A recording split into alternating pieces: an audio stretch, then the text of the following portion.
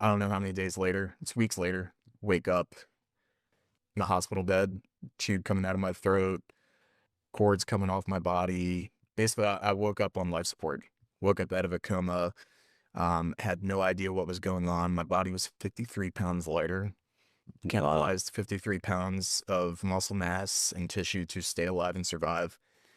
And the long story short of it is somehow, some way, I got an infection of Clostridium septicum, which is the rarest, deadliest, most aggressive form of flesh-eating bacteria in the world. When you get the infection, you have a 20% survival rate within 48 hours if it isn't diagnosed and caught and being stopped from spreading. And for mine, it hit my body, it infected, turned to flesh-eating bacteria, gas gangrene, reached the bone, reached visceral organ, and by the time they had found it and discovered it, I had pretty close to about a 2% survival.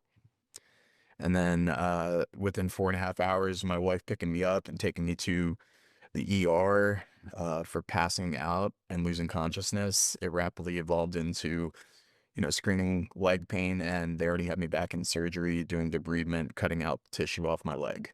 So in 4.5 hours, it hit from my left ankle all the way up to basically up to my knee, the whole back part of my calf, the whole front anterior compartment, just decimated the tissue. Wow. And then I coded on the table during that leg surgery so they couldn't get the part where it spread to my large intestine. Somehow I stabilized overnight after a couple of hours, and then they went ahead and did the abdominal surgery, cut that part out. I coded a second time. I coded a third time when I was talking to one of the doctors in intake and turned blue. Had all these people come into the room. So, in the experience, I had coded 3 times. I'd been on life support for weeks in the darkness where it was just literally me and me.